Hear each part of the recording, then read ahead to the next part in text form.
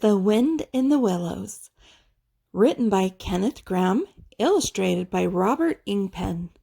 Chapter 11. Like summer, Tempest came, his tears.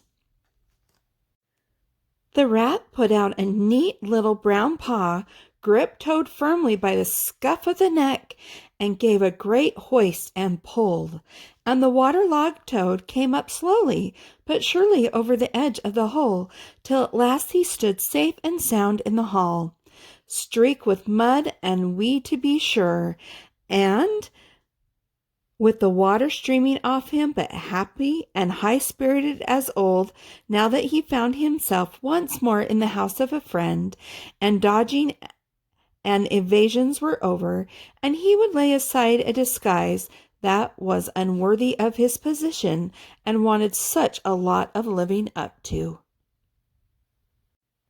"Oh, Ratty," he cried, "I've been through such times since I saw you last. You can't think. Such trials, such sufferings, and all so nobly borne. Then such escapes and disguises and subterfuges, and all so cleverly planned and carried out.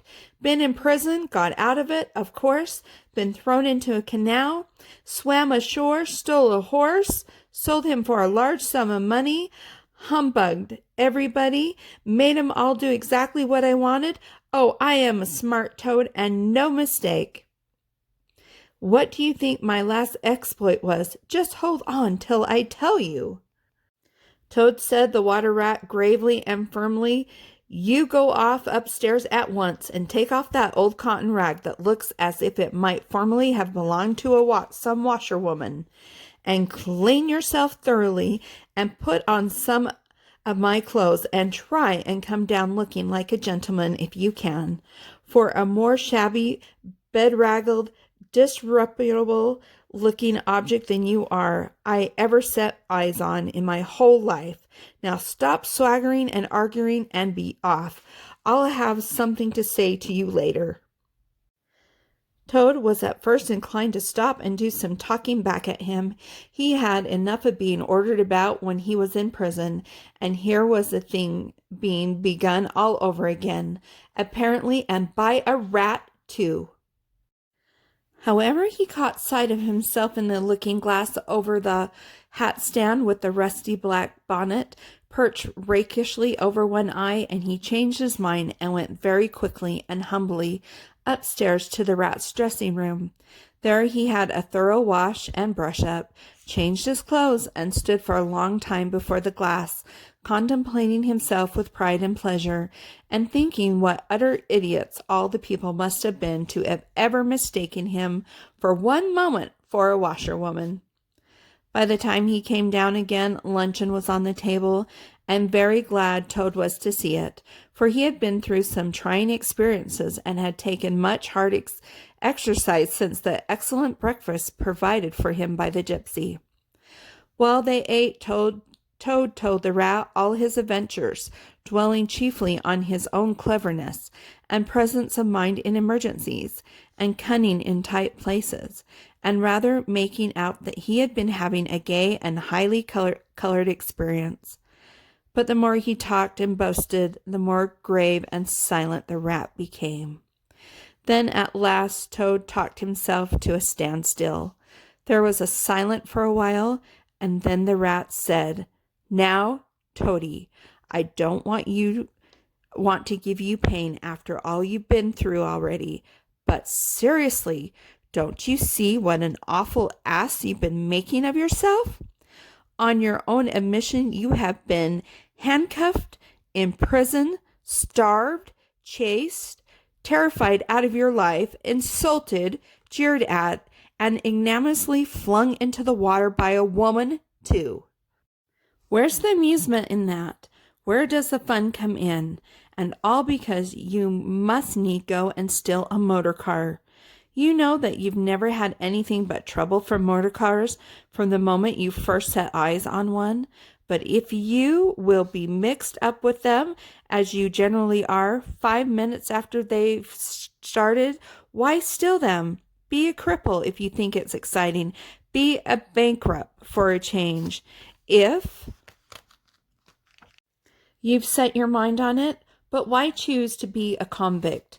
When are you going to be sensible and think of your friends and try to be a credit to them? Do you suppose it's any pleasure to me, for instance, to hear animals saying, as I go about, that I'm the chap that keeps company with gal birds? Now it was a very comforting point in Toad's character that he was thoroughly good-hearted animal and never minded being judged by those who were his real friends. And even when most set upon a thing, he always able to see the other side of the question. So, although while the rat was talking so seriously, he kept saying to himself mutinously, "But it was fun, though, awful fun," and making strange, suppressed noises inside him, k, I, k, and poo, poop, and other sounds resembling stifled snorts or the opening of soda water bottles. Yet when the rat had quite finished, he heaved a deep sigh and said, very nicely and humbly, "Quite right, Ratty. How sound you always are. Yes, I've been a conceited old ass. I can quite see that. But now I'm going to be a good toad and not do it any more. As for motor cars, I've been at all so keen about them since my last ducking in that river of yours. The fact is, while I was hanging on to the edge of your hole and getting my breath, I had a sudden idea, a really brilliant idea, connected with motorboats. There! Don't take on so, old chap, and stamp and upset things. It was only an idea, and we won't talk any more about it now. We'll have our coffee and a smoke and a quiet chat. Then I'm going to stroll quietly down to Toad Hall and get into clothes of my own and set things going again on the old lines. I've had enough of adventures. I shall lead a quiet, steady, respectful life, pottering about my property and improving it and doing a little landscape gardening at times. There will always be a bit of dinner for my friends when they come to see me, and I shall keep a pony chaise to jog about the country in, just as I used to in the good old days, before I got restless and wanted to do things. Stroll quietly down to Toad Hall, cried the rat, greatly excited. What are you talking about? Do you mean to say you haven't heard? Heard what? Said Toad, turning rather pale. Go on, Ratty, quick, don't spare me. What haven't I heard? Do you mean to tell me, shouted the rat, thumping with his little fist upon the table, that you've heard nothing about the stoats and weasels? What? The wild wooders? Cried Toad, trembling in every limb. No, not a word. What have they been doing? And how they've been and taken Toad Hall, continued the rat. Toad leaned his elbow on the table and his chin on his paws, and a large tear welled up in each of his eyes, overflowed and splashed on the table. Plop, plop. Go on, Ratty, he murmured presently. Tell me all. The worst is over. I'm an animal again. I can bear it. When you got into that trouble of yours, said the rat slowly and impressively, I mean when you disappeared from society for a time, over that misunderstanding about a machine, you know? Toad merely nodded. Well, it was a good deal talked about down here, naturally, continued the rat. Not only along the riverside, but even in the wild wood. Animals took sides, as always happens. The river bankers stuck up for you and said you had been infamously treated. And there was no justice to be had in the land nowadays, but the wildwood animals said hard things and served you right, and it was time this sort of thing was stopped. As they got very cocky and went about saying you were done for this time, you would never come back again, never, never. Toad nodded once more, keeping silence. That's the sort of little beast they are, the rat went on, but Mole and Badger, they stuck out through thick and thin that you would come back again soon, somehow. They didn't know exactly how, but somehow. Toad began to sit up in his chair again and to smirk a little. They argued from history, continued the rat. They said that no criminal law had ever known to prevail against cheek and plausibility such as yours, combined with the power of a long purse. So they arranged to move their things into Toad Hall and sleep there and keep it aired and have it all ready for you when you turned up. They didn't guess what was going to happen, of course. Still, they had their suspicions of the wild wood animals. Now I come to the most painful and tragic part of my story. One dark night, it was a very dark night, and blowing hard too, and raining simply cats and dogs, a band of weasels, armed to the teeth, crept silently up the carriage drive to the front entrance. Simultaneously, a body of desperate ferrets advancing through the kitchen garden possessed themselves of the backyard and offices, while a company of squirmish stoats who stuck at nothing occupied the conservatory and the billiard room and held the French windows open to the lawn. The mole and the badger were sitting by the fire in the smoking room, telling stories and suspecting nothing, for it wasn't a night for animals to be out in, when those bloodthirsty villains broke down the door and rushed in upon them from every side. They made the best fight they could, but what was the good? They were unarmed and taken by surprise, and what can two animals do against hundreds? They took and beat them severely with sticks, those two poor faithful creatures, and turned them out into the cold and the wet, with many insulting and uncalled for remarks. Here the unfeeling Toad broke into a snigger and then pulled himself together and tried to look particularly solemn. And the Wild Wooders have been living in Toad Hall ever since, continued the Rat, and going on simply anyhow, laying in bed half the day and the breakfast at all hours, and the place is such a mess, I'm told. It's not fit to be seen, eating your grub and drinking your drink and making bad jokes about you and singing vulgar songs about prisons and magistrates and policemen, horrid personal songs with no humor in them. And they're telling the tradespeople and everybody that they've come to stay for good. Oh, have they? Said Toad, getting up and seizing a stick. I'll jolly soon see about that. It's no good, Toad, called the Rat after him. You better come back and sit down. You'll only get into trouble. But the Toad was off, and there was no holding him. He marched rapidly down the road, his stick over his shoulder, fuming and muttering to himself in his anger, till he got near his front gate, when suddenly there popped up from behind the palings a long yellow ferret with a gun. Who comes there? Said the ferret sharply. Stuff and nonsense, said Toad very angrily. What do you mean by talking like that to me? Come out of that at once, or I'll... The ferret said never a word, but brought his gun up to his shoulder. Toad prudently dropped flat in the road, and bang! A bullet whistled over his head. The startled Toad scrambled to his feet and scampered off down the road as hard as he could, and as he ran he heard the ferret laughing, and other horrid thin little laughs, taking it up and carrying on the sound. He went back very crestfallen and told the Water Rat. What did I tell you? Said the Rat. It's no good.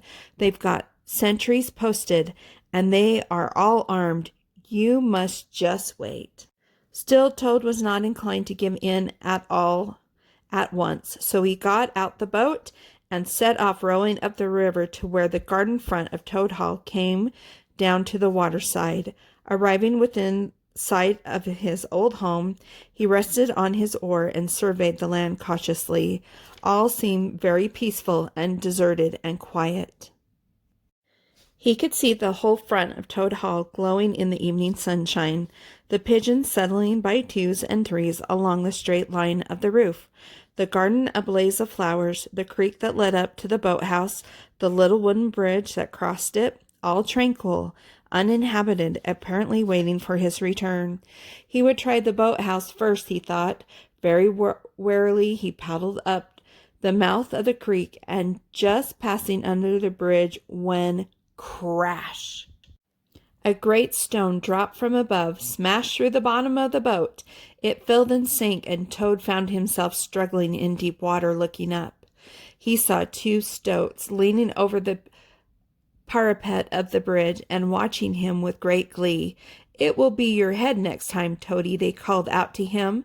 The indignant Toad swam to shore, while the stoats laughed and laughed, supporting each other, and laughed again, till they nearly had 2 fits. That is 1 fit each, of course. The Toad retraced his weary way on foot and related his disappointing experience to the Water Rat once more. "Well, what did I tell you?" said the Rat very crossly. "And now look here, see what you have been and done. Lost me a boat that I was so fond of, that's what you've done, and simply ruined the nice suit of clothes that I lent you. Really, Toad, of all the trying animals, I wonder you managed to keep any friends at all." The Toad saw at once how wrongly and foolishly he had acted. He admitted his errors and wrong-headedness, and made a full apology to Rat for losing his boat and spoiling his clothes.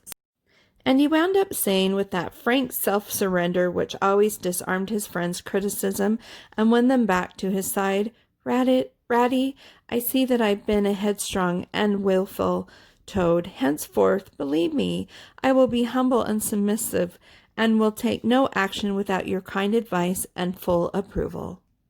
"If that is really so," said the good-natured Rat, already appeased, "then my advice to you is, consider the lateness of the hour to sit down and have your supper, which will be on the table in a minute, and be very patient, for I am convinced that we can do nothing until we have seen the Mole and the Badger, and heard their latest news, and held conference, and taken their advice in this difficult matter."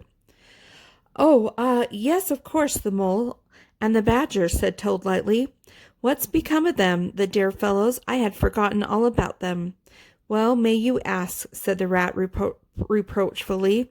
"While you were riding about in the country in expensive motor cars, and galloping proudly on blood horses, and breakfasting on the fat of the land, those 2 poor devoted animals have been camping out in the open in every sort of weather, living very rough by day and lying very hard by night, watching over your house, patrolling your boundaries, keeping a constant eye on the stoats and the weasels, scheming and planning and contriving how to get your property back for you.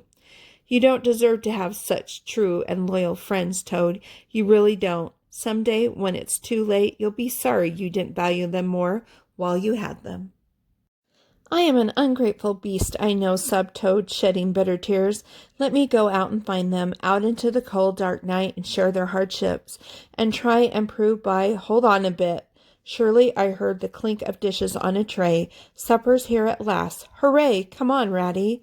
The Rat remembered that poor Toad had been on prison fare for a considerable time, and that large allowances had therefore to be made.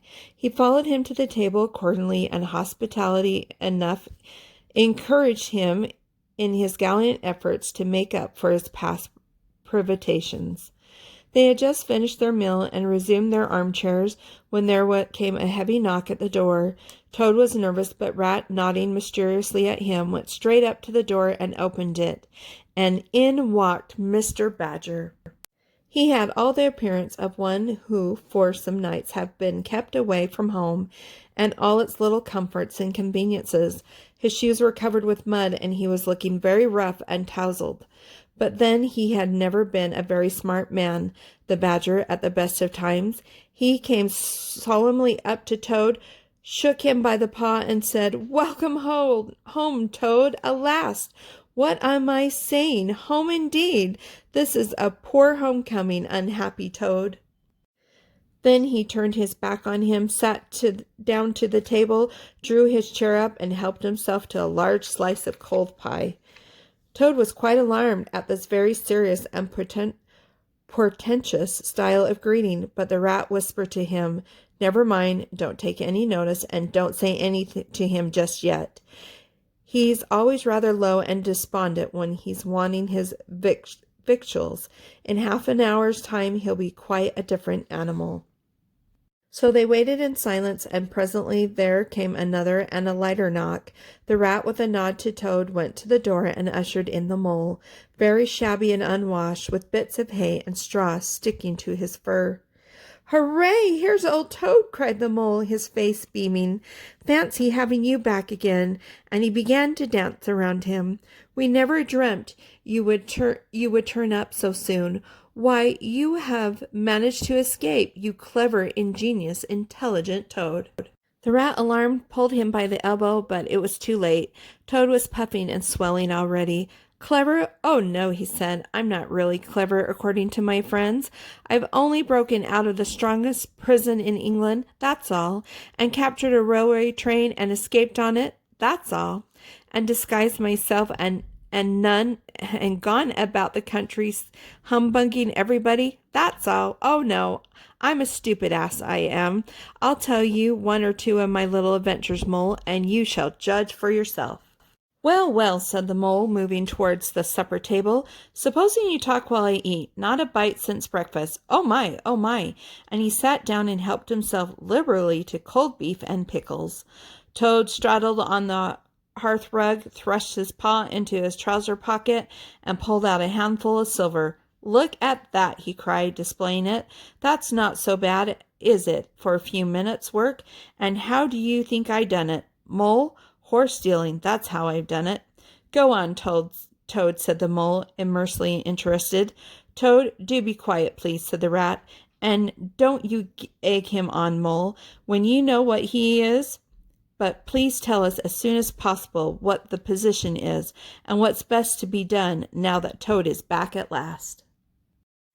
The positions is about as bad as it can be, replied the mole grumpily, and as for what's to be done, why, blessed if I know.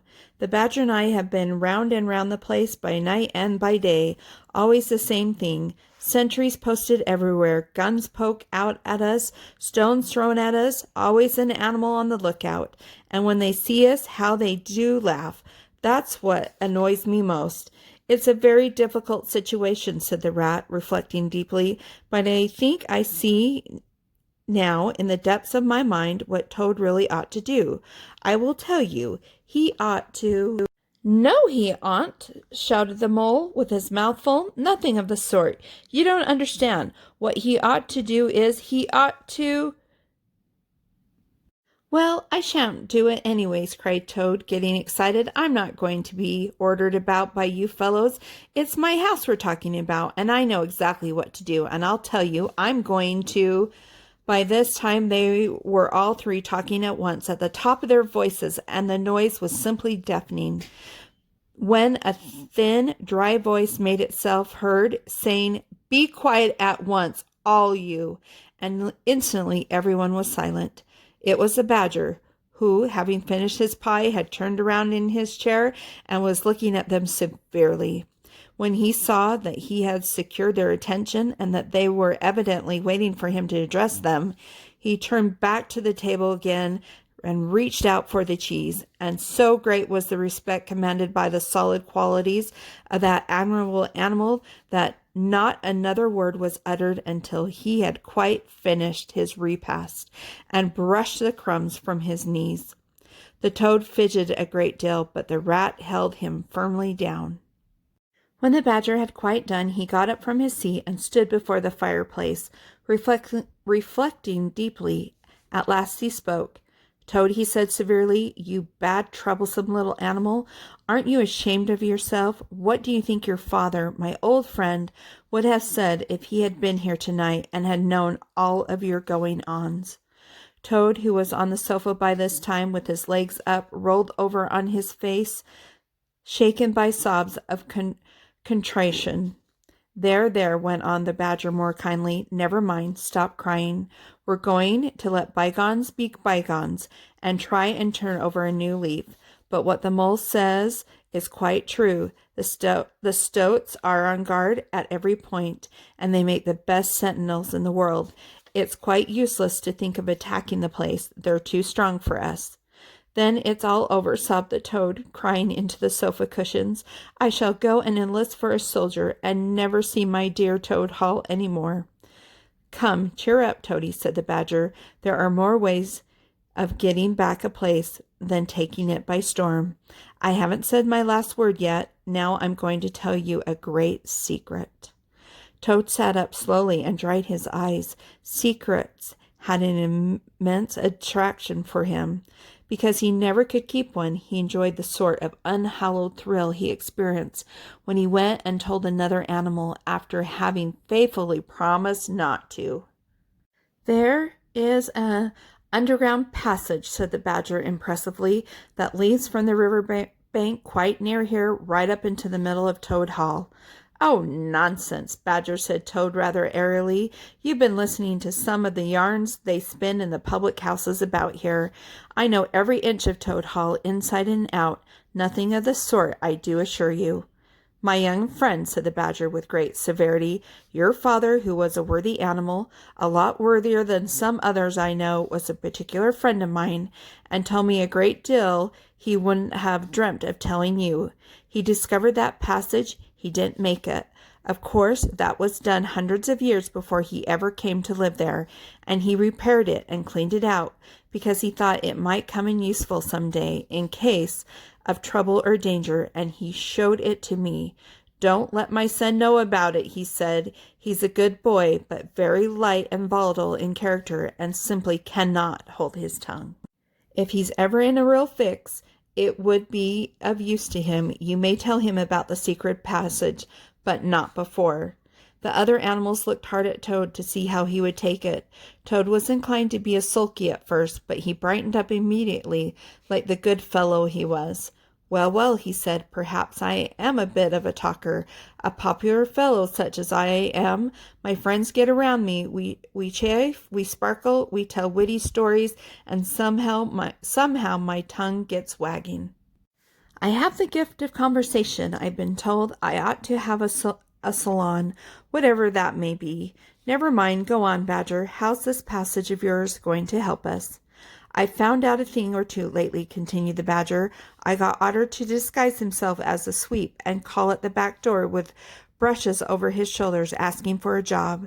There's going to be a big banquet tomorrow night. It's somebody's birthday, the Chief Weasel's, I believe, and all the weasels will be gathered together in the dining hall, eating and drinking and laughing and carrying on, suspecting nothing. No guns, no swords, no sticks, no arms of any sort whatsoever." "But the sentinels will be posted as usual," remarked the Rabbit. "Exactly," said the Badger. "That's my point.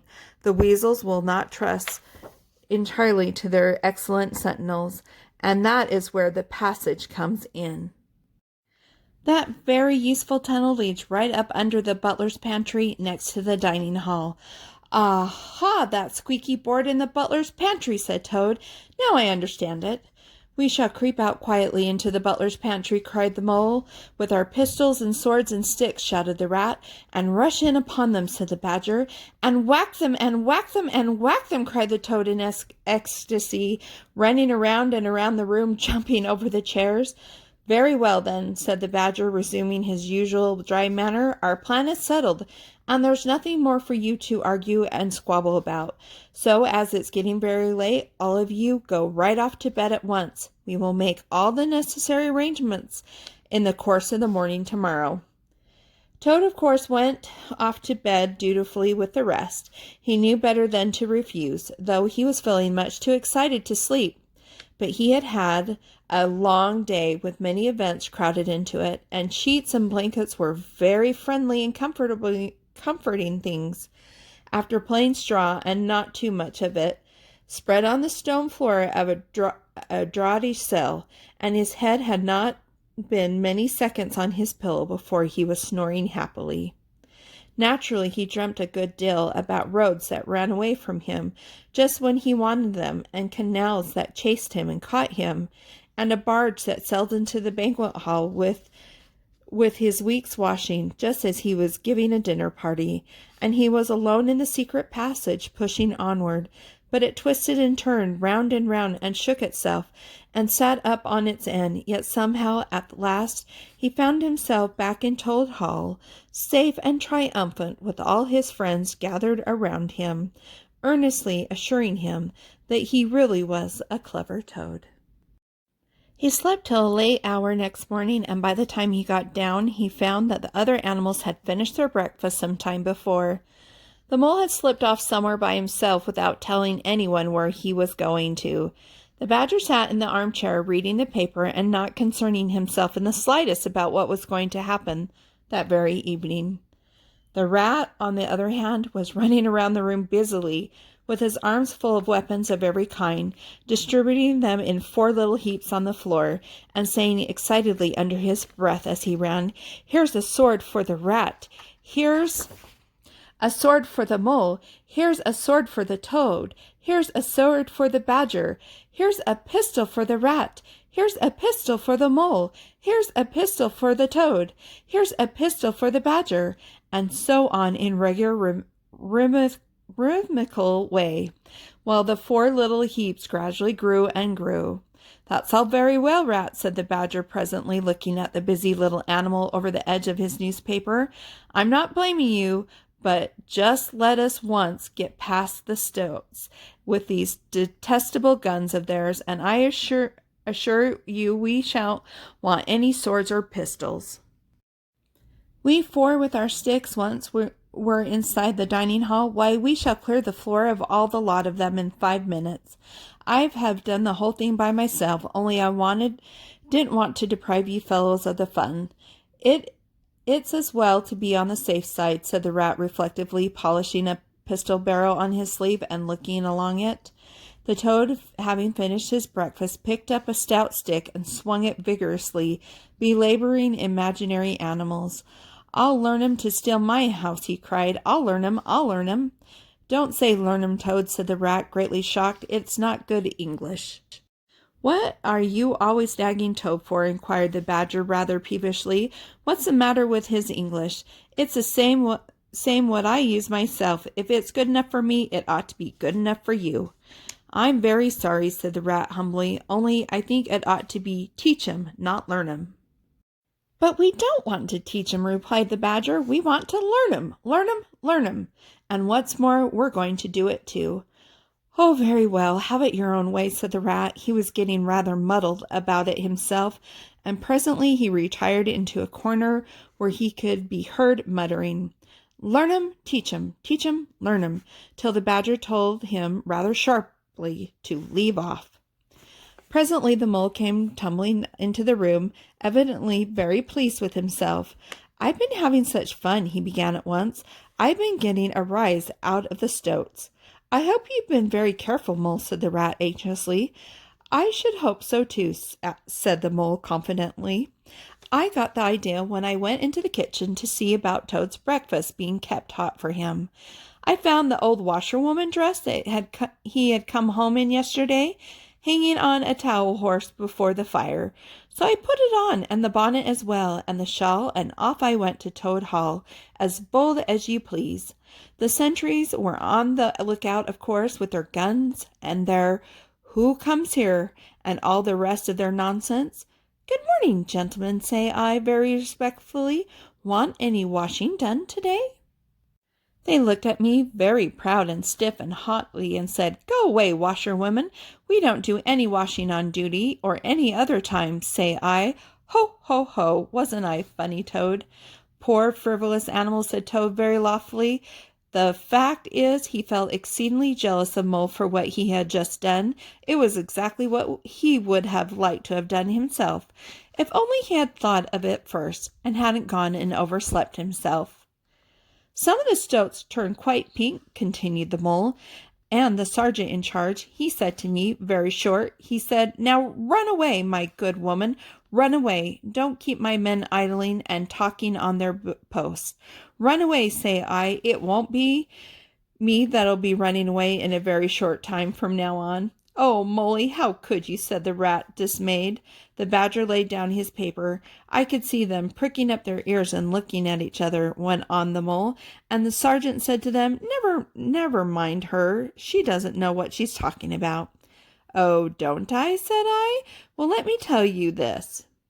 My daughter, she washes for Mr. Badger, and that will show you whether I know what I'm talking about, and you'll know pretty soon, too. 100 bloodthirsty badgers armed with rifles are going to attack Toad Hall this very night, by the way of the paddock. 6 boatloads of rats with pistols and cutlasses will come up the river and effect a landing in the garden, while a picked body of toads known as the diehards or the death or glory toads will storm the orchard and carry everything before them, yelling for vengeance.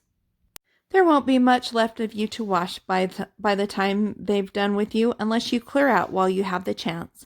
Then I ran away, and when I got out of sight, I hid, and presently I came creeping back along the ditch and took a peek at them through the hedge. They were all nervous and flustered as could be, running all ways at once, falling over each other, and everyone giving orders to everybody else and not listening. And the sergeant kept sending off parties of stoats to distant parts of the grounds, and then sending other fellows to fetch them back again. And I heard them saying to each other, "That's just like the weasels. They're to stop comfortably in the banquet halling and have feasting and toasts and songs and all sorts of fun, while we must stay on guard in the cold and the dark, and in the end be cut to pieces by the bloodthirsty badgers." "Oh, you silly ass Mole," cried Toad, "you've been and spoiled everything." "Mole," said the badger in his dry, quiet way, "I perceive you have more sense in your little finger than some other animals have in the whole of their fat bodies. You have managed excellently, and I begin to have great hopes for you. Good Mole, clever Mole." The Toad was simply wild with jealousy, more especially as he couldn't make out for the life of him what the Mole had done that was so particularly clever. But fortunately for him, before he could show temper or expose himself to Badger's sarcasm, the bell rang for luncheon. It was a simple but sustaining meal, bacon and brewed beans and a macaroni pudding, and when they had quite done, the Badger settled himself into an armchair and said, "Well, we've got our work cut out for us tonight, and it will probably be pretty late before we're quite through with it, so I'm going to take 40 winks while I can." And he drew a handkerchief over his face and was soon snoring. The anxious and laborious rat at once resumed his preparations and started running between his 4 little heaps, muttering, "Here's a belt for Rat, here's a belt for the Mole, here's a belt for the Toad, here's a belt for the Badger," and so on, with every fresh accoutrement he produced, to which there seemed really no end. So the Mole drew his arm through Toad's, let him out into the open air, and shoved him into a wicker chair, and made him tell him all his adventures, from beginning to end, which Toad was only too willing to do. The Mole was a good listener, and Toad, with no one to check his statements or just criticize in an unfriendly spirit, rather let himself go. Indeed, much that he related belonged more properly to the category of what might have happened had I only thought of it in time instead of 10 minutes afterwards. Those are always the best and the raciest adventures, and why should they be truly ours, as much as somewhat inadequate things that really can come off?